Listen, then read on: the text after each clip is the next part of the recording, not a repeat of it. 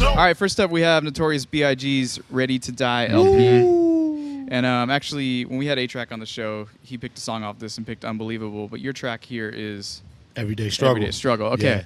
So this is dope. This is the Vinyl Me Please reissue. And they did an amazing job with this. It looks like a matte. Yeah. Yeah. A matte finish. Yeah.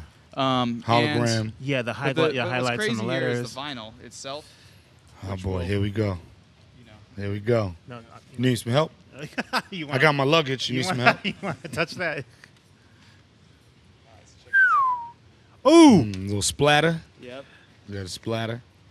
You know, I like splatter, but I like the original, like when it's black. Yeah. Even on my records, when I've done a color flip, oh, that's mean. Yeah. I like just black because you can see the line. Yeah, you know what as I mean? a DJ, you want it too. Yeah, so and I dig. You know, I dig. You know, everybody know I got a jazz collection out the ass, so I like seeing the line. I like the black. Yeah, by all means, fair please. enough.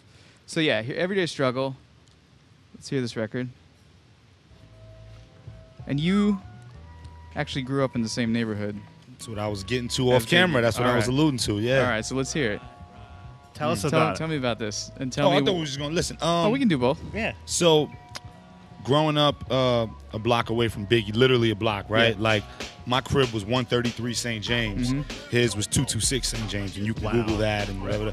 I mean, walk would be 45 seconds. Yeah. You know what I mean? And as a kid, you know, because I was significantly younger than Big and all of them, of course. But my neighborhood is Biggie World. Okay. My neighborhood is Junior Mafia World to this day. You still see Lil C's, you still see Nino, you still see all them guys outside. Right. And everyone in the neighborhood is affiliated in one way or another, especially if you're in that age bracket, you know. So when I came up, 10, 11 years old, whatever, Big wasn't out yet. Right. You know, Big was the guy on the corner shooting dice. You know, you see the picture of him shooting dice in front of the liquor store. That's on St. James and Fulton. It turned into a pharmacy now, but that's Fulton and St. James. I remember that. I remember walking by there, doing those moments as a kid. So then growing up, I started rhyming at 9. So I was already rhyming as a little kid, but then you see a guy from the neighborhood up the block, and oh snap, they shooting a video in the hood, which was Juicy. They shot Juicy in the hood, right on Fulton Street in front of Kennedy Fried and all that.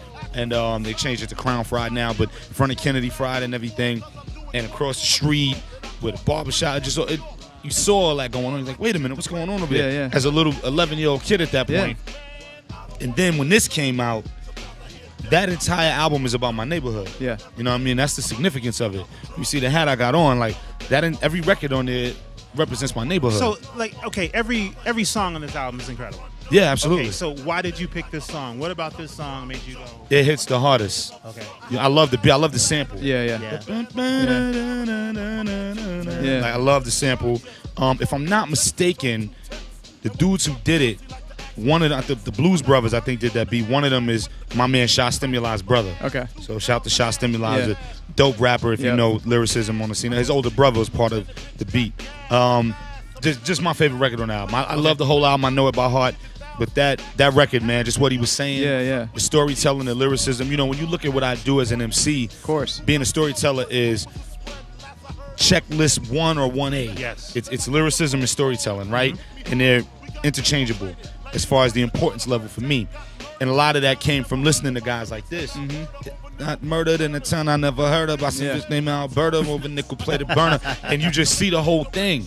Like I said, that entire album is about my neighborhood. So when that came out, that was all you heard. Right. I had the tape, then I had the CD. I had a vinyl because I ain't had the presence of mind at 12 years old to get the vinyl. Yeah. I should have copped 3, you know what I mean? But, you know, I had the cassette tape, I had the CD, and it was just a beautiful thing. Like, this came from the neighborhood, and it went gold, and it went plat, then it went double plat. And you couldn't turn on the radio without hearing it. This came from the block, you know what I mean? So let me ask you this. I mean, so Biggie being a huge part of your neighborhood, I mean, tell me about your experience when they drove a casket through the neighborhood. It was insane. Yeah, I mean, how old were you, and what was your reaction to that? 97, so that means I was 14, turning 15 later that year. Okay. So I was 14.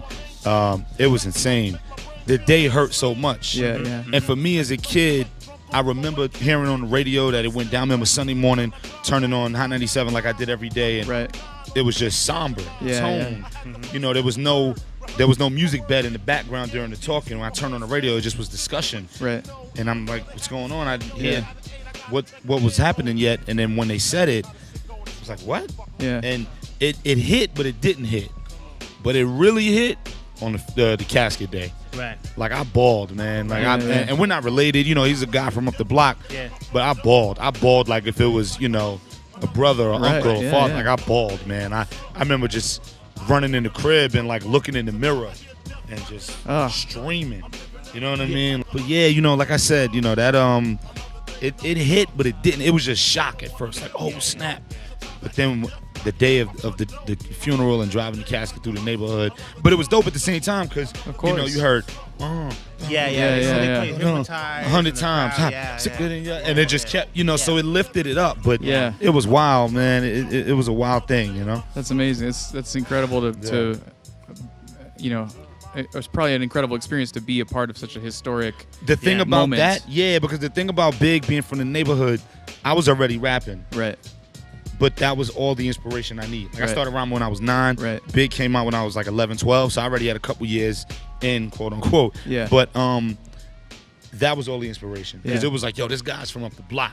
Yeah. Like, yo, you can't be no rapper as a little kid. Can't be. Why you gonna be a rapper? How you gonna do Right, that? right, yeah. You know, a record company at 10 years old, being, you know what I mean? But that was it. It was like, oh, that can happen. Yep. I mean, because you literally went from seeing him every day to seeing him once a week, to seeing him once a month, to seeing him once in the blue. Not because he ain't want to be in the hood, but because he had too much going on. Yeah. And then when he came back to the hood, it was a celebration. Right. But when he would come back, he would be on the corner shooting dice. It was awesome. You know what I mean? Like, That's awesome. he'll pull up in the, you know, in the Lexus or whatever, and it'll be right on the corner with the Coogee on. It was like, it was almost like stereotype. Was like, oh yeah, he wears a Coogee. Yeah. Oh yeah, he has a Lex Right. on camera. Well, he really does. Wow. He really wears a Coogee. Right, you know what I mean? right, So right. he would hop out, shades on, Coogee, Jesus pieces on, shoot dice and eat chicken wings from Kennedy. You know what I mean? Like, and that was all the inspiration we needed. We were sitting on my step looking like, yep, there it is. And I knew, I was like, there it is. Yeah. That's what I'm 15, 10 years from now, whatever. Yeah. There it is. You know, it was Amazing. all inspiration you needed. All right. Notorious B.I.G. Everyday Struggle. Rest in peace. Neighborhood all day.